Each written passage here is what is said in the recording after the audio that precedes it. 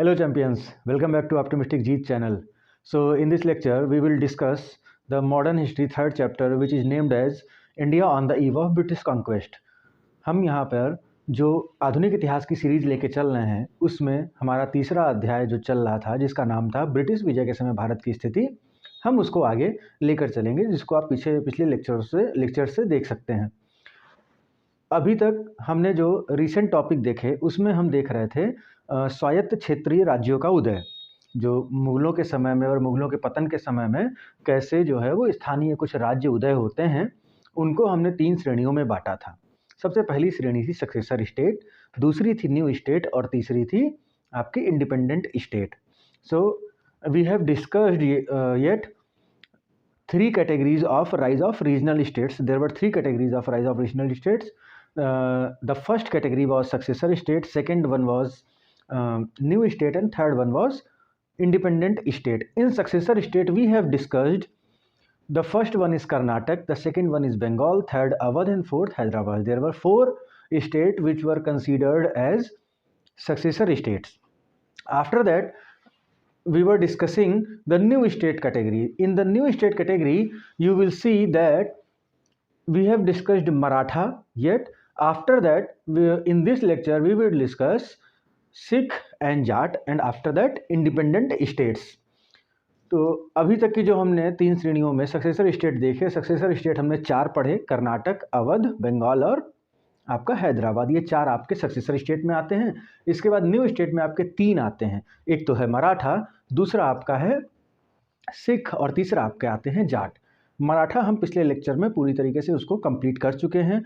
मराठा से आने वाला कोई भी क्वेश्चन जो पेशवाई है वहाँ से उस टॉपिक का कोई भी क्वेश्चन गलत नहीं होगा अगर आपने वो लेक्चर पूरा देखा है इंडिया के किसी भी एग्जाम में, ये मैं गारंटी लेता हूँ।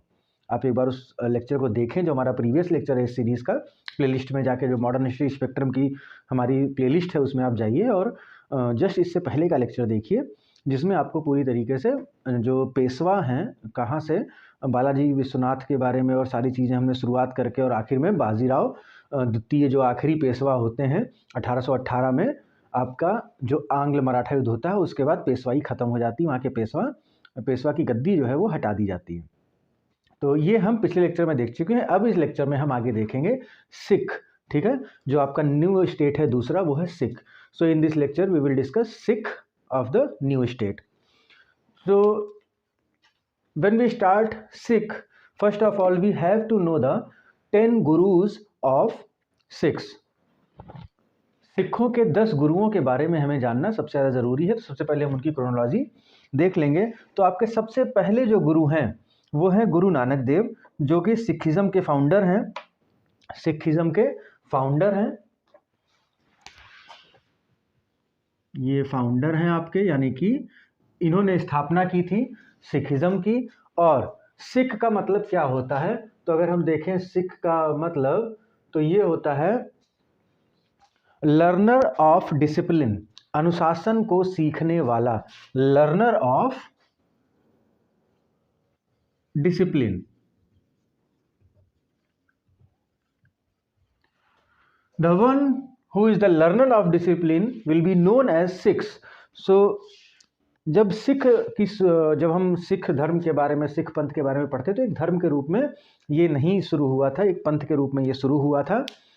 और वो सिख किसको कहा गया, जो अनुशासन को सीखने वाले होंगे उनको सिख कहा जाता है। सिख का अर्थ होता है अनुशासन को सीखने वाला। ये फाउंड किया गया था 15th सेंचुरी में, 15वीं शताब्दी में गुरु नानक देव जी ने आपके सिख धर्म की स्थापना की थी।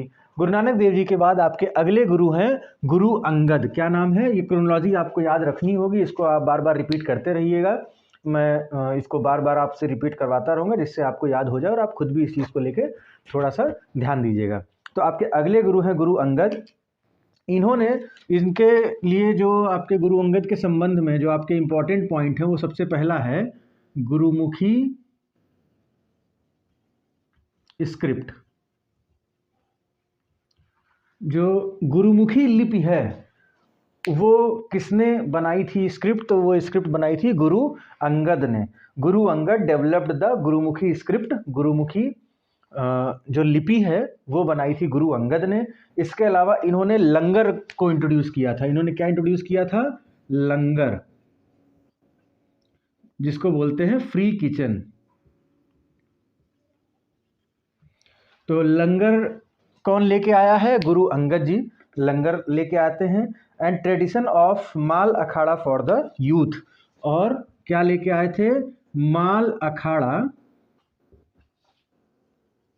For youth. So these are the three important point for the examination, that Guru Angad developed the Gurumukhi script. After that he introduced the langar, free kitchen, and after that he introduced the mal akhada for youth. तो तीन चीज़ें हैं जो अंगद जी के बारे में, जो गुरु अंगद आपके दूसरे सिख गुरु हैं, उनके बारे में आपको याद रखना बहुत ज़रूरी है। एग्जाम में इससे सीधा सीधा फैक्चुअल क्वेश्चन बन सकता है। तो सबसे पहले हम देखेंगे, इन्होंने गुरुमुखी लिपि की स्थापना की, इन्होंने लंगर की शुरुआत की जिसको हम बोलते हैं मुफ्त किचन, फ्री किचन, और ये माल अखाड़ा की शुरुआत करते हैं युवाओं के लिए। ये तीन चीज़ें आपको गुरु अंगद के बारे में याद रखनी होंगी। इसके बाद हम देखते हैं आपके हैं गुरु अमरदास। इसके बाद हम किसको देखेंगे? गुरु अमरदास को देखेंगे यहाँ पे। तो गुरु अमरदास के बारे में जो भी इंपॉर्टेंट पॉइंट है हम उनको एक बार देखते हैं। तो सबसे पहले है ही कंपोज द आनंद साहिब्स। जो आनंद साहिब है उसको कंपोज किया था, ठीक है, उसको लिखा या आप कहिए इकट्ठा किया आनंद साहिब को। जो उनका धर्म ग्रंथ है आनंद साहिब, उसको कंपोज किसने किया है, उसको किसने लिखा है, किसने बनाया है? तो वो है गुरु Amar Das. And he started Anand Karaj marriage, Anand Karaj marriage. Anand Karaj marriage को किसने शुरू किया है? तो वो है आपके गुरु अमरदास के बारे में हम बात करें तो गुरु अमरदास ने कंपोज किया है आनंद साहिब, और इन्होंने आनंद करज मैरिज की शुरुआत की थी। And he abolished the sati amongst the Sikh community, abolished sati, कहाँ पे? सिख कम्युनिटी में।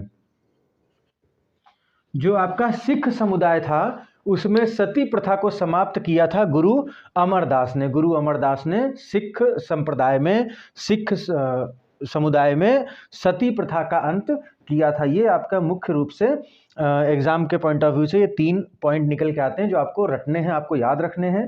तो एक बार हम देख लेते हैं। Guru Amar Das he composed the Anand Sahibs and he started the Anand Karaj marriage, and Guru Amar Das abolished the sati system in Sikh community. These are the important point about Guru Amardas. After that we will see Guru Ramdas. So when we see Guru Ramdas, the first important point regarding your examinations, that he was the founder of city of Amritsar. Founder of Amritsar. Founder of Amritsar. So who was the founder of Amritsar? You will say that Guru Ramdas was the founder of Amritsar. But Amritsar was not the original name which was developed, which was founded by Guru Ramdas. The original name was Ramdaspur and Guru ka Chak. Ramdaspur and Guru ka Chak. It was the name of Amritsar when it was founded by Guru Ramdas, that Ramdaspur and Guru ka Chak. And he initiated the construction of gold temple. Initiated gold temple. So these are the point for the examination related to Guru Ramdas, that he was the founder of Amritsar.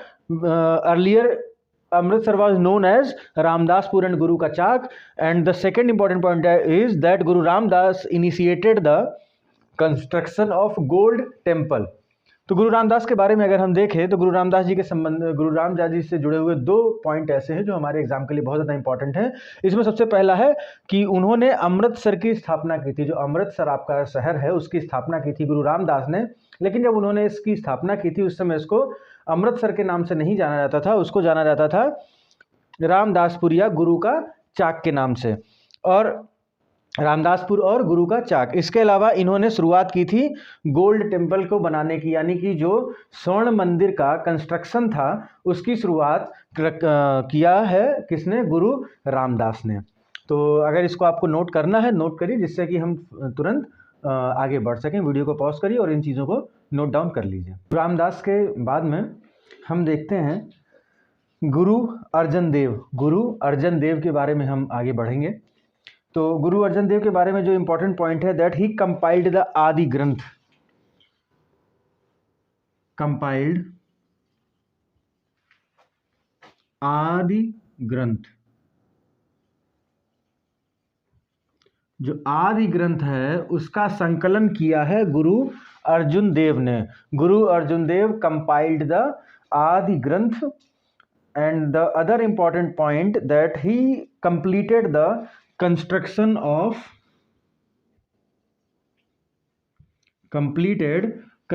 Of gold temple.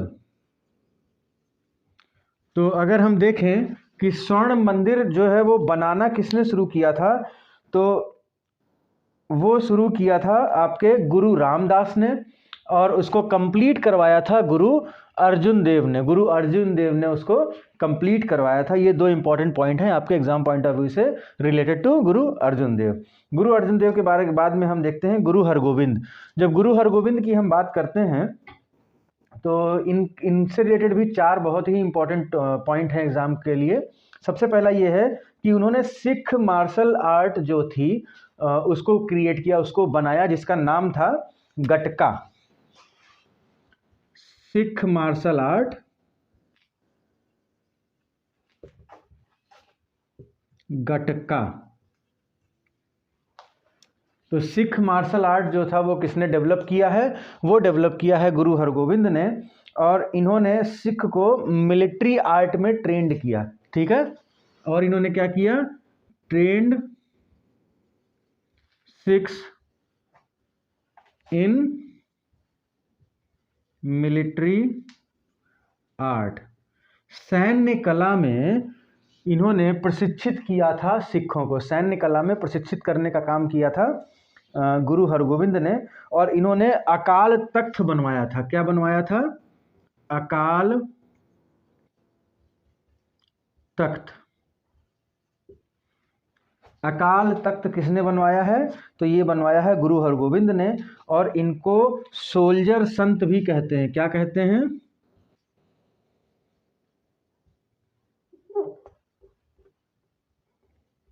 Soldier संत। यानी कि सैन्य संत किसको कहा जाता है? तो वो कहा जाता है गुरु हरगोविंद को। ये 4 पॉइंट आप नोट कर लीजिए। So when we will discuss after Ramdas, the 4th Guru of Sikh was Guru Arjun Dev. There are 2 important point related to Guru Arjun Dev. That first one is that Arjun Dev compiled Adi Granth and Arjun Dev completed Gold Temple. The construction of Gold Temple was started by Guru Ramdas, and the construction of Gold Temple was completed by Guru Arjun Dev. After Guru Arjun Dev, the 5th Sikh Guru was Guru Hargobind. When we see Guru Hargobind, there are 4 important points. The first one is that Guru Hargobind started Sikh martial art, which was named as Gatka. And the second point, that Guru Hargobind trained Sikhs in military art. Who trained Sikhs in military art? Guru Hargobind. The third important point, that Guru Hargobind built the Akal Takht. Guru Hargobind built the Akal Takht. And the fourth important point, that he was known as Soldier Sant. So here are 4 important topics around Guru Hargobind. After Guru Hargobind, the next Guru of Sikh is the 7th number, Guru Har Rai. So Guru Har Rai, he maintained the large army of Sikh soldiers and also known as tender hearted Guru, also known as tender hearted Guru. So nothing too much important in his case. After Guru Har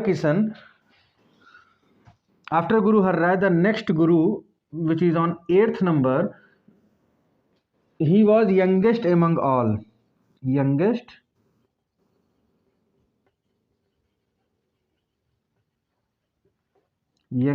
among all. जो गुरु हरकिशन हैं वो सभी गुरुओं में सबसे कम उम्र के गुरु थे, ठीक है, वो सबसे कम उम्र के गुरु थे. Guru Harkishan was the youngest guru amongst all gurus.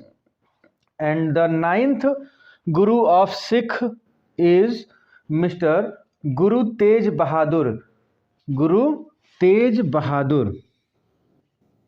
So here we will discuss about Guru Tej Bahadur. So there are some important points related to Guru Tej Bahadur, that he refused to convert to Islam and therefore beheaded by Aurangzeb in Delhi. Refused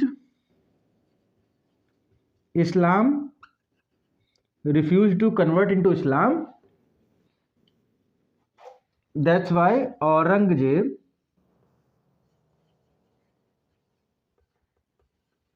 beheaded him.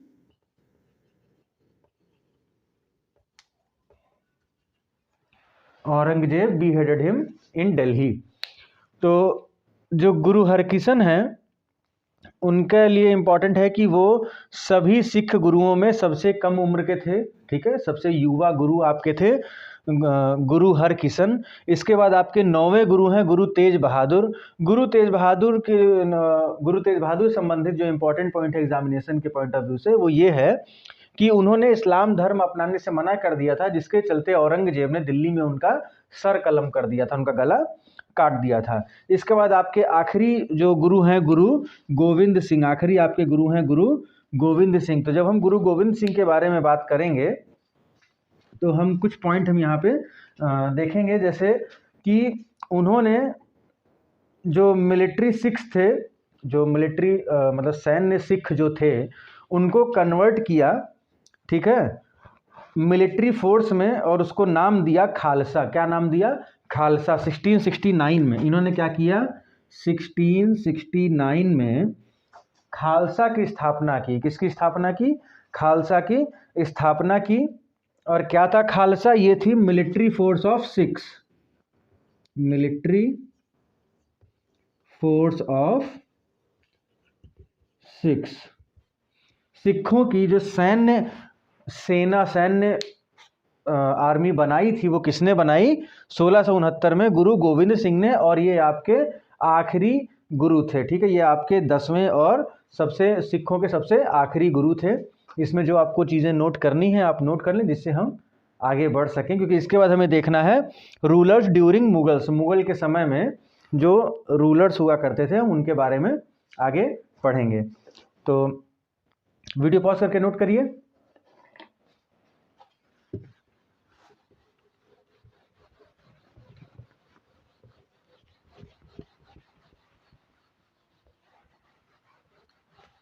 सारी चीज़ें clear हो रही होंगी, fact भी आपको समझ में आ रहे होंगे.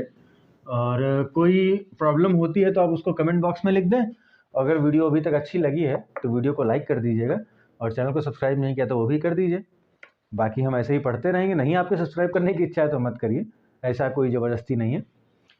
अगर आपको चीज़ें अच्छी लग रही हैं, आप चीज़ें आगे कंटिन्यू करना चाहते हैं हमारे साथ, अगर हमसे पढ़ना चाहते हैं, हमारा पढ़ाया हुआ आपको अच्छा लग रहा है, तो आप सब्सक्राइब कर ही लेंगे.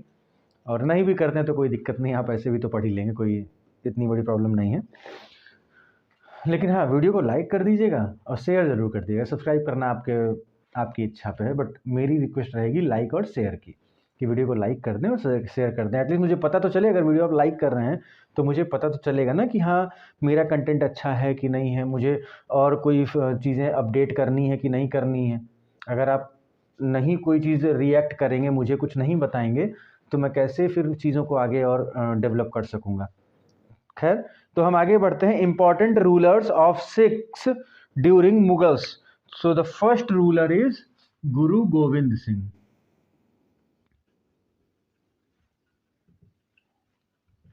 तो सबसे पहले हम देखेंगे गुरु गोविंद सिंह के बारे में। सो from 1696 Guru tried to establish in an autonomous region in an around Anandpur. तो आनंदपुर एक जगह है, ठीक है, यहाँ पे वो एक स्वायत्त शासी क्षेत्र बनाना चाहते थे। ठीक है, कहाँ पर? आनंदपुर में। गुरु गोविंद सिंह प्रयासरत थे कि वो आनंदपुर के क्षेत्र में एक ऑटोनॉमस रीजन यानी कि स्वायत्तशासी क्षेत्र की स्थापना करें। ऑटोनॉमस से स्वायत्तशासी आपको पता ही होगा, समझ रहे होंगे आप, फिर भी मैं बता दूं, स्वायत्तशासी का मतलब कि जो अपना शासन स्वयं करें, जो अपने सारा प्रशासन और जो भी उनकी चीज़ें हैं वो स्वयं करें, किसी के अधीन में ना हो, ऐसा वो प्रयास कर रहे थे। ठीक है, बट क्या हुआ कि इसको कैप्चर कर लिया गया मुगल्स के द्वारा। किसने कैप्चर कर लिया? मुगल्स ने कैप्चर कर लिया और 1708 में गुरु गोविंद सिंह को मार दिया। कब मारा? मुगल्स ने 1708 में। ठीक है, 1708 में गुरु गोविंद सिंह जी को मारा मुगल्स ने। उन्होंने आनंदपुर पे कब्जा कर लिया और गुरु गोविंद सिंह जी को मार दिया। So from 1696, Guru tried to establish in an autonomous region around Anandpur. Okay, and Anandpur was captured by Mughals, and Guru Gobind Singh was killed in 1708 by Mughals. So that's all for Guru Gobind Singh. After Guru Gobind Singh, the next ruler in the period of Mughals is Banda Bahadur. बंदा बहादुर। तो गुरु गोविंद सिंह के बाद अगले आपके जो प्रमुख rulers में आते हैं उनका नाम है Banda Bahadur. He fought against the Mughal authority for 8 years. ठीक है, 8 साल तक ये मुगलों से युद्ध लड़ते रहे, मुगलों से लड़ाई करते रहे, और इनकी ये लड़ाई जो है वो थोड़ी सी कमज़ोर पड़ गई धीरे धीरे। उसके 2 कारण थे, एक तो थे जाट जमींदार और एक था खत्री रेवेन्यू फार्मर्स। जाट जमींदार और खत्री रेवेन्यू फार्मर्स, ये 2 कारण थे जिसकी वजह से धीरे धीरे उनका जो ये मुगलों के अगेंस्ट में युद्ध चल रहे थे, उनका 8 साल से जो उनका एक आप क्रांति समझ सकते हैं, वो कमज़ोर पड़ गई। सबसे पहली बात तो जाट जमींदार जो इनका साथ नहीं दे रहे थे, और दूसरा था कि सिख कम्युनिटी के कुछ मेंबर थे जो कि खत्री राजस्व किसान कहे जाते थे। खत्री राजस्व किसान थे जिनको हम खत्री बोलते थे, वो जो है इनका समर्थन नहीं कर रहे थे। इसकी वजह से धीरे धीरे एक्चुअली ये लोग जो है किसके सपोर्ट में थे? ये लोग थे मुगल के सपोर्ट में। जाट जमींदार और जो खत्री रेवेन्यू फार्मर्स थे ये मुगल्स को सपोर्ट कर रहे थे, जिसकी वजह से धीरे धीरे बंदा बहादुर जो हैं वो कमज़ोर पड़ते गए अपनी लड़ाई में। और 1715 में 1715 में, कब? 1715 में बंदा बहादुर को कैप्चर कर लेते हैं मुगल्स और उसके बाद में उनको मार देते हैं। ठीक है, तो हमने 2 गुरु देखे, 2 रूलर देखे मुगल के समय के। The first one was Guru Gobind Singh and second one was Banda Bahadur. These were the 2 important ruler in the period of Mughals. The first Guru Gobind Singh, who tried to make an autonomous region in Anandpur, but Anandpur was captured by Mughals, and Mughals killed Guru Nanak Singh in 1708. After after Guru Gobind Singh, I am really very sorry. I think I said Guru Nanak Singh, but actually it was Guru Gobind Singh. So Guru Gobind Singh was captured by Mughals in 1708 and killed by them. After Guru Gobind Singh, the next important ruler during Mughal period is Banda Bahadur. So there were two community who were not in the support of Banda Bahadur, they were supporting Mughals. So exactly what happened that Banda Bahadur was fighting continuously against Mughals, from 8 years. But in these 8 years, the revolution, or you can say the power of Banda Bahadur, was getting weakened due to these two groups, because they are not supporting him, they were supporting Mughals. What were these groups? The first one was the Jat Zamidars and the second one was Khatri revenue farmers. There are two groups who supported Mughals, and due to this Banda Bahadur got weakened after some time, and in 1715 Mughals captured Banda Bahadur and killed him. So these all the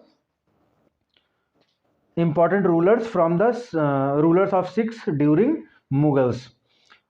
Now we will discuss some reasons for the rise of Sikh in Punjab after Mughals. We will discuss some reason why Sikh rise in Punjab after Mughals. So when we will discuss about the reasons, the first one was the weakening of central Mughal authority. हम देखते हैं कि पंजाब में मुगलों के बाद में सिखों का उदय होता है, मतलब सिख जो है वो सत्ता में धीरे धीरे आते हैं. तो उसके कारण क्या थे? तो सबसे पहली बात तो ये है कि सिख शक्तिशाली हो रहे थे पंजाब में, क्योंकि जो केंद्रीय शक्ति थी मुगलों की वो धीरे धीरे कम हो रही थी. सबसे पहला था weakening the central authority of weakening of central Mughal authority. Weakening of central Mughal authority. Weakening of central Mughal authority, जो केंद्रीय शक्ति थी मुगलों की वो धीरे धीरे कम हो रही थी, इस वजह से सिखों का उदय होता है. सिख जो है वो शक्तिशाली होते हैं पंजाब के क्षेत्र में. उसके बाद दूसरा था invasion of Nadir Shah and Abdali. Invasion of Nadir Shah and Abdali. The second reason why Sikh becoming the power in Punjab, the second reason is the invasion of Nadir Shah and Abdali, because the invasion of Nadir Shah and Abdali was continuously weakening the power of Mughal in this area. तो पहला कारण तो हो गया कि जो मुगल की केंद्रीय सत्ता थी वो कमजोर हो रही थी. उसके बाद दूसरा कारण आपका हो गया कि जो नादिर शाह और अब्दाली थे उनके आक्रमण से मुगल की शक्ति वहाँ पे कमज़ोर हो रही थी, जिसकी वजह से पंजाब में सिख जो हैं वो धीरे धीरे शक्तिशाली हो जाते हैं. इसके बाद तीसरा आपका था थर्ड बैटल ऑफ पानीपत.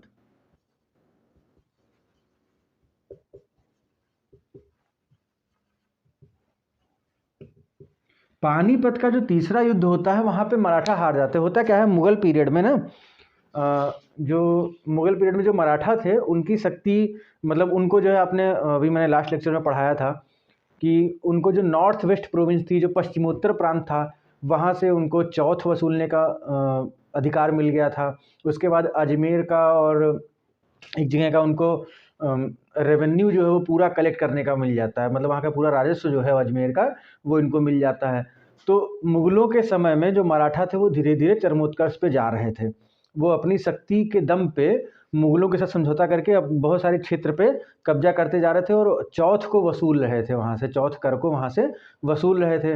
लेकिन जब तीसरा पानीपत का युद्ध होता है 1761 में, आपको मैंने पिछले लेक्चर में पढ़ाया कि कैसे 1752 में समझौता होता है, जिसके तहत जो है मराठा लोगों को चौथ वसूलने का मौका मिलता है पश्चिमोत्तर प्रांत से. पश्चिमोत्तर प्रांत आपका ये जो पंजाब सिंध वाला एरिया है यहीं पे. तो यहाँ से जब उनको मौका मिलता है कि वो वहाँ से चौथ वसूल सकें, तो उसके बाद 1758 में वो पंजाब की तरफ बढ़ जाते हैं मराठा, और वहाँ से जो अहमद शाह अब्दाली का बेटा था तिमूर, उसको गद्दी से हटा देते हैं पंजाब की 1758 में, और उसकी जगह पे बेग को जो है बनाते हैं गवर्नर पंजाब का. तो कुल मिला के मराठा का वहाँ पे प्रभुत्व था.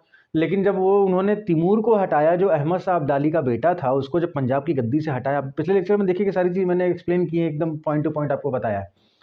तो जब उसको गद्दी से वहाँ हटाते हैं 1758 में, तो 1761 में अहमद शाह अब्दाली रिटेलिएट करता है, गुस्से में आता है और प्रतिशोध में क्या करता है, मराठा से युद्ध होता है, जो इसको हम बोलते हैं तीसरा पानीपत का युद्ध, जो आपका 14 जनवरी 1761 को लड़ा गया था। और उसमें मराठा जो है वो बुरी तरह पराजित हो जाते हैं। क्यों पराजित होते हैं? क्योंकि जो अहमद शाह अब्दाली था उसकी सेना में वो लोग बंदूक और तोप वगैरह यूज़ कर रहे थे। आर्मी की संख्या बहुत ज़्यादा थी, जबकि मराठा के पास ऐसा कुछ नहीं था। और मराठा को लोकल रूलर्स कोई सपोर्ट नहीं कर रहे थे, क्योंकि मराठा सबको जो है लूटने वाली नीति अपनाए थे अपने आसपास के क्षेत्रों में। तो इस वजह से मराठा हारते हैं। खैर, ये सब हो गया बैकग्राउंड। तो अब जब वहाँ पे मराठा भी हार चुके हैं, ठीक है, मुगलों की शक्ति हम देख ही रहे हैं कि वहाँ पे कमज़ोर होती जा रही है। तो वहाँ पे ना एक पॉलिटिकल वैक्यूम बन गया, एक जो आपका राजनीतिक निर्वात जिसको कहते हैं वो बन गया था, जिसको कवर अप करने के लिए जो सिख थे वहाँ पे एज ए रूलर आ जाते हैं। ठीक है, तो आपका हो गया थर्ड बैटल ऑफ पानीपत। और इसके अलावा वही आप जो आपका था पॉलिटिकल वैक्यूम इन पंजाब, चौथा आपका पॉइंट था पॉलिटिकल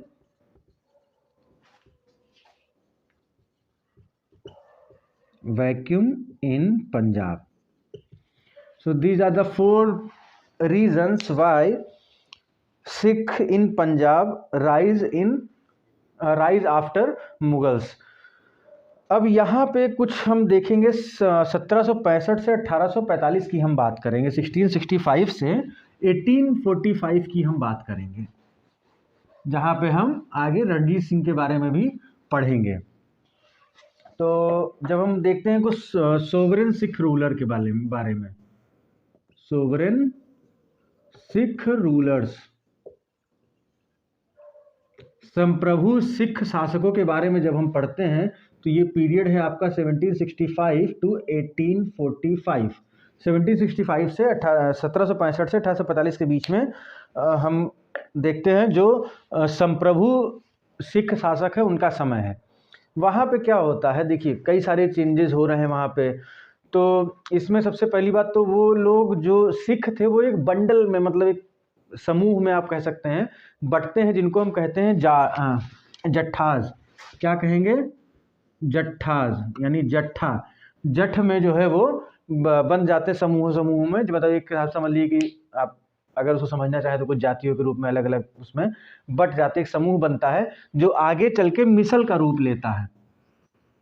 किसका रूप लेता है? मिसल्स का रूप लेता है। यानी जो सिख समुदाय है वो मिसल्स में परिवर्तित होता है। पहले जट्ठास की हम बात करेंगे, ठीक है। ये कुछ स्मॉल मोबाइल बैंड थे, मतलब कि मोबाइल मतलब चलते हैं, ठीक है, समूह था जो स्थानांतरित होता रहता है धीरे धीरे। तो वो जट्ठास में परिवर्तित होते हैं और ये आगे चल के 1765 के बाद अगर हम बात करें तो वो मिसल्स में कन्वर्ट हो जाते हैं। मिसल्स क्या थे? रीजनल कॉन्फेडरेसीज थी, क्षेत्रीय संघ थे ये, ठीक है। मिसल्स क्या थे? क्षेत्रीय संघ थे, रीजनल कॉन्फेडरेसीज। और कितने मिसल्स थे? 12 मिसल्स थे। कितने मिसल्स थे? 12 आपका रखना। कितने मिसल थे सिख संप्रदाय में? 12 मिसल थे। 12 के नाम आपको याद करने की कोई ज़रूरत नहीं है। एक नाम आपको याद रखना है जो है शुकर चकिया मिसल। इसमें एक था शुक्र चकिया मिसल। शुक्र चकिया मिसल जो था वो एक समूह था आपका, जो 12 समूह बने हैं, 12 मिसल बने, उन्हीं में से एक था शुक्र चकिया। अगर हम थोड़ा बहुत नाम देखें तो उसमें बंगीज़ हैं, रामगढ़ियाज हैं, ठीक है, कन्हैयाज हैं, सिंहपुरियाज हैं, ऐसे बहुत सारे थे, ठीक है। जैसे अगर आपको नोट डाउन करना है तो मैं बोल देता हूँ कुछ 5-6 नाम, आप चाहो तो नोट कर लो। सबसे पहला था भंगीज़, ठीक है, सबसे पहला कौन सा था? भंगीज़। दूसरा था रामगढ़ियाज, ठीक है, रामगढ़िया मतलब रामगढ़ के लोग, रामगढ़िया, समझ रहे हैं उसको। तो पहला हो गया भंगी, दूसरा भंगीज हो गया, दूसरा हो गया रामगढ़िया, उसके बाद हो गए कन्हैयाज, यानी कन्हैया। कौन हो गए? कन्हैया हो गए। इसके बाद में सिंहपुरिया, और उसके बाद में आहलूवालियाज, आहलूवालिया आपने सुना होगा ना, आहलूवालिया, और शुकर चकिया। ऐसे करीब 12 मिसल थे, जिनमें से आपको ये याद रखने की ज़रूरत नहीं है। शुकर चकिया आपको याद रखना, शुकर चकिया भी आगे आपका संबंधित है रणजीत सिंह से। तो इस तरीके से वहाँ पे डिवीज़न हो रखा था। ठीक, अब इसके बाद आते हैं आपके रंजीत सिंह। ठीक है, जो ये सोवरेन सिख रूलर की हम बात कर रहे थे, इसमें आपके जो आपको पढ़ना है वो है सबसे इम्पोर्टेंट रणजीत सिंह। कौन है? रंजीत सिंह। जब हम रणजीत सिंह की बात करते हैं तो हम देखेंगे कि he was the son of Mahan Singh. He was the son of Mahan Singh. ये किसके बेटे थे? सन ऑफ महान सिंह। और महान सिंह कौन थे? जो हमने अभी बताया सुकर चकिया मिसल, उसके चीफ थे। तो महान सिंह थे चीफ ऑफ शुक्र चकिया या सुकर चकिया मिसल। जो शुक्र चकिया मिसल यानी जो शुक्र चकिया समूह थे उसका अध्यक्ष थे, उसके हेड थे, उसके चीफ थे महान सिंह, और उनके बेटे थे रंजीत सिंह। इन्होंने सतलज से झेलम तक के एरिया को कंट्रोल किया था। कहां से कहां तक? सतलज से झेलम। सतलज से झेलम तक के एरिया को कंट्रोल किया था इन्होंने, इनके अंडर में था। और 1799 में 1799 में इन्होंने जीता था किसको? लाहौर को। ठीक है, तो लाहौर विजय कब होती है रंजीत सिंह की? 1799 में। ये सब इंपॉर्टेंट है, आपको याद रखने हैं यहाँ पे। ठीक है, और 1802 में अमृतसर। 1802 में अमृतसर। ठीक है, 1802 में अमृतसर है। और ईस्ट इंडिया कंपनी ने 1809 में एक संधि की थी। ठीक है, 1809 में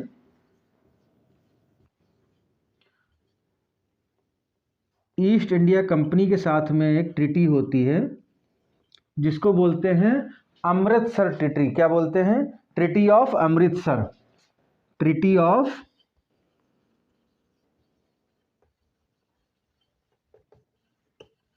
अमृतसर। और ट्रीटी ऑफ अमृतसर के अंडर हम क्या देखते हैं कि 1809 में जब ये संधि होती है, अमृतसर की संधि होती है, उसके तहत अंग्रेज इनको स्वतंत्र राज्य के रूप में, स्वतंत्र साम्राज्य के रूप में एक्सेप्ट करते हैं। ठीक है, और उसके बाद इन्होंने कश्मीर, पेशावर और मुल्तान को भी जीता था। इसके बाद इन्होंने क्या किया? 1809 के बाद अगर हम बात करें तो कश्मीर, मुल्तान और पेशावर, इसको भी उन्होंने जीता था। तो अगर हम देखें तो 1799 में लाहौर, 1802 में अमृतसर, और उसके बाद में कश्मीर, मुल्तान, पेशावर, इन सबको जीता था रंजीत सिंह जी ने। ठीक है, और जो मुगल्स का लैंड रेवेन्यू सिस्टम था, मुगलों का भू राजस्व नीति थी, उसको ही इन्होंने कंटिन्यू रखा था, जिसमें ये था कि 50% जो उपज है, जो ग्रॉस उपज है, जो सकल उत्पाद है, उसका 50% ये टैक्स के रूप में, भू राजस्व के रूप में लेते थे। ठीक है, मैं इसको आप लोग नोट डाउन कर लीजिए, जिससे हम आगे और चीज़ों को हम लिख सकें। वीडियो को पॉज करिए और नोट करिए। वैसे बोलते में भी आप लोग लिख लेंगे तो ज़्यादा बेटर है, बाकी आप चाहे तो पॉज करके भी इसको लिख सकते हैं। So when we were discussing about the sovereign Sikh rule, which was from 1765 to 1845. The first we will know that there were division of Sikhs in 12 misls. There were 12 misls. You can say misl was a type of group. So there were these misls were the regional confederacies, and the number of misls were 12. In these 12 misls, the one misl named as Sukar Chakiya, and the chief of Sukar Chakiya misl was Mahan Singh, and the Mahan Singh was the father of Ranjit Singh. So you can say Ranjit Singh was the son of Mahan Singh, who was chief of Sukar Chakiya misl. Ranjit Singh was the son of Mahan Singh, who was the chief of Sukar Chakiya misl, and he ruled from Satluj to Jhelum. He ruled in the area from Satluj to Jhelum. In 1799, Ranjit Singh conquered Lahore. In 1802, he conquered Amritsar, and in 1809, he signed a treaty with East India Company, which is known as Treaty of Amritsar. So you can note it down that Treaty of Amritsar was in 1809. So in 1809, East India Company he makes a treaty with East India Company known as Treaty of Amritsar. Under this treaty, East India Company recognized him as an independent ruler. And after 1809, he also conquered Kashmir, Multan, and Peshawar. So note it down, and we will move further.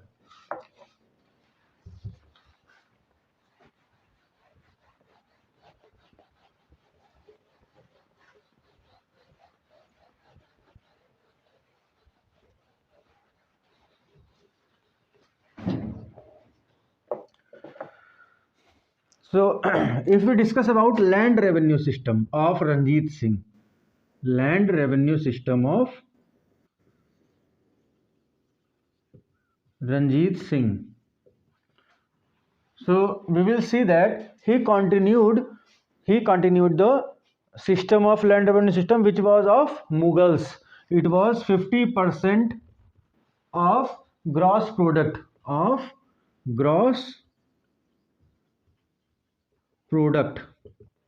जो सकल उत्पाद है उसका 50% भू राजस्व के रूप में रंजीत सिंह लेते थे, जो कि मुगलों की ही भू राजस्व नीति थी, यानी मुगलों की भू राजस्व नीति को ही इन्होंने अपनाया था। और अगर हम देखें तो इन्होंने अपनी जो सेना थी उसको मॉडर्नाइज करने की कोशिश की थी यूरोपियंस की तरह, और उन्होंने रिक्रूट किया था। किसको रिक्रूट किया था? तो अगर हम रिक्रूटमेंट की बात करें तो इसमें आपके आएंगे गोरखाज, ठीक है, बिहारीज।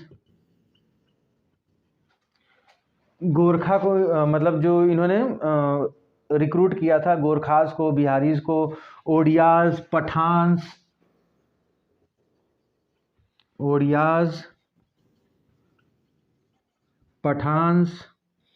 और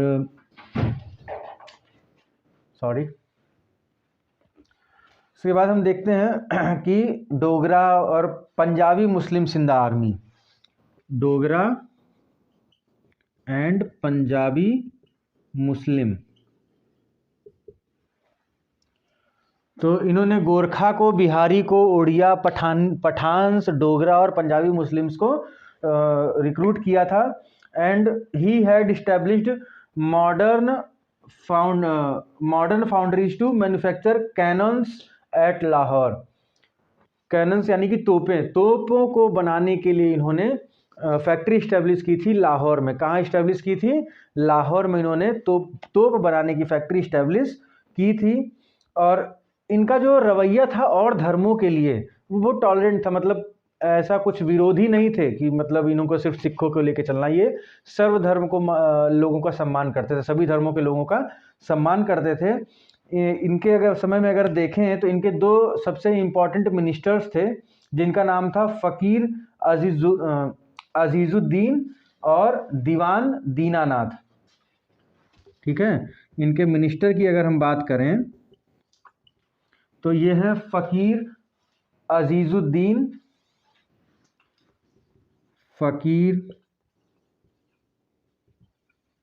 अजीजुद्दीन और दूसरे इनके इंपॉर्टेंट थे दीनानाथ, ठीक है, दीवान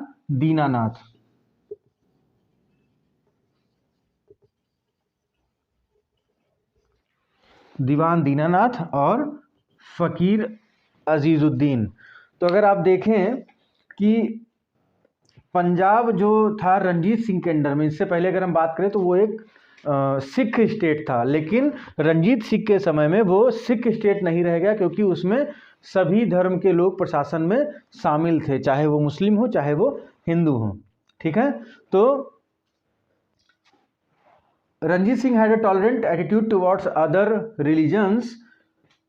फ़कीर Azizuddin and Diwan Dinanath were some loyal and trusted ministers of in the court of Ranjit Singh. Hence, in no ways Punjab under Ranjit Singh was a Sikh state. He had signed a tripartite treaty with the East India Company.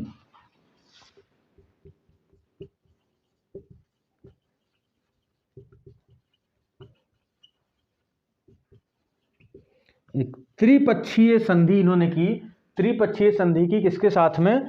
तो ये हैं आपके east India company और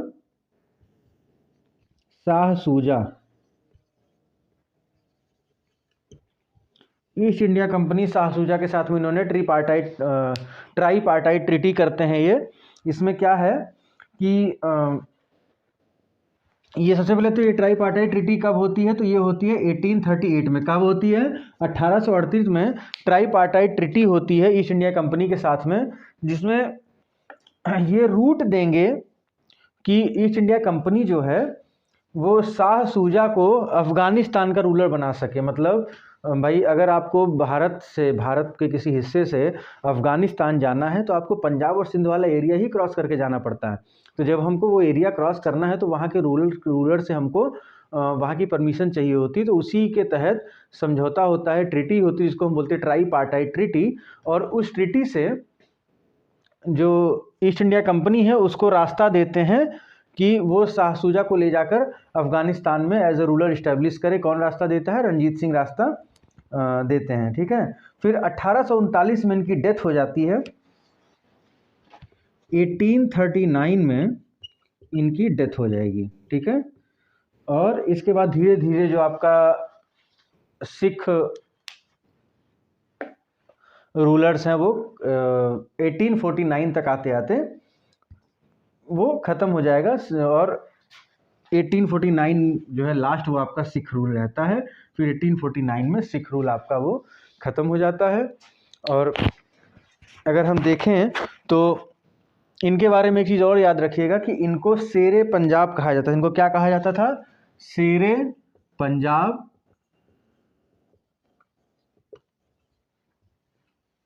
क्या कहते थे इनको? शेरे पंजाब। सो यहाँ तक आपकी बात हो गई पूरे सिखों के बारे में। तो सिख जो है कैसे न्यू स्टेट बना और कैसे फिर वो आखिर में जाके ब्रिटिश उस पर कब्जा कर लेंगे 1849 में। ये सारी चीज़ें हमने देख ली हैं, इसको नोट डाउन कर लीजिए। और इसके बाद हम देखते हैं जाटों के बारे में। तो उम्मीद करते हैं कि आपको ये सारी चीज़ें समझ में आ रही होंगी। और थोड़ा सा चीज़ें मैं इलेबोरेट करता हूँ तो आप लोग उससे बोर ना होइए, क्योंकि अगर एग्ज़ाम क्वालिफाई करना है तो डीप स्टडी करनी ही पड़ेगी। आप ये बिल्कुल ना सोचिए कि बहुत ज़्यादा लंबा हो जा रहा है, टाइम टेकिंग हो जा रहा है। देखिए शॉर्टकट नहीं है, सिविल सर्विसेज में तो शॉर्टकट नहीं है। आप अगर वनडे एग्जाम्स में जाना चाहते हैं तो हो सकता है हम कह दें कि हाँ चलो भैया आप इन इंपॉर्टेंट फैक्ट को पढ़ लीजिए और एग्ज़ाम क्वालिफाई हो जाएगा, लेकिन सिविल सर्विसेज क्वालिफाई शॉर्टकट से नहीं होता है। आपको एक बार पूरे सिलेबस को पॉइंट टू पॉइंट पढ़ना पड़ेगा। हाँ, उसके बाद रिवीजन आप अपने हिसाब से कर सकते हैं, चीज़ों को अपने हिसाब से आप देख सकते हैं, शॉर्ट नोट आप बना सकते हैं। लेकिन सिर्फ अगर आप ये सोचें कि आप छोटा छोटा पढ़ के और आगे बढ़ जाएँ तो उससे संभव नहीं है कि आपकी सिविल सर्विसेज की तैयारी हो। और काफ़ी सारी चीज़ें जो आपको मेंस में कोट करनी पड़ती हैं। मतलब बहुत लोगों को ये लगता है ना कि फैक्ट केवल प्रीलिम्स में काम आते हैं। भैया अगर फैक्ट आपके तैयार नहीं होंगे तो मेंस में आप कोट नहीं कर पाएंगे उनको, मेंस में उनको लिख नहीं पाएंगे। मेंस के आंसर्स को अगर हमें अच्छा दिखाना है, क्योंकि जब वो अच्छा दिखेगा तभी नंबर अच्छा मिलेगा।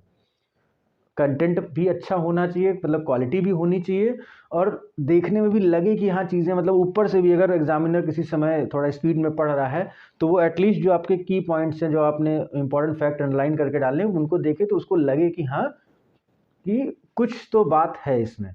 तो आपको ये ध्यान रखना होगा कि ये जो फैक्ट है ये सिर्फ आपके प्री के लिए इंपॉर्टेंट नहीं है, सभी आपके मेंस में भी इंपॉर्टेंट है। और जहाँ पे भी जैसे रीजन्स जैसे मुगल एम्पायर क्यों डिक्लाइन हो रहा है या सिख जो है वो कैसे उस एरिया में जो पंजाब का एरिया वहाँ पे एक इम्पॉर्टेंट रूलर के रूप में निकलते हैं, तो ये सारी चीज़ें मेंस में एग्जाम्स में क्वेश्चन आ सकते हैं। ये सारी चीज़ भी मैं आपको इलेबोरेट कर रहा हूँ, फैक्ट भी मैं आपको बता रहा हूँ। तो जुड़े रहिए, चैनल को सब्सक्राइब कर दीजिएगा। बाकी नहीं भी करते हैं तो चलेगा, लेकिन लाइक ज़रूर करिएगा और लोगों से शेयर करिए। बाकी हम आगे बढ़ते हैं और हम देखते हैं जाट जो आपके हैं, तो जो अगला न्यू स्टेट है वो जाट है। हम उस पर आगे बढ़ते हैं, फिलहाल इसको नोट करिए और हम इसके बाद आपको जाट हम शुरुआत करते हैं आपकी यहाँ से।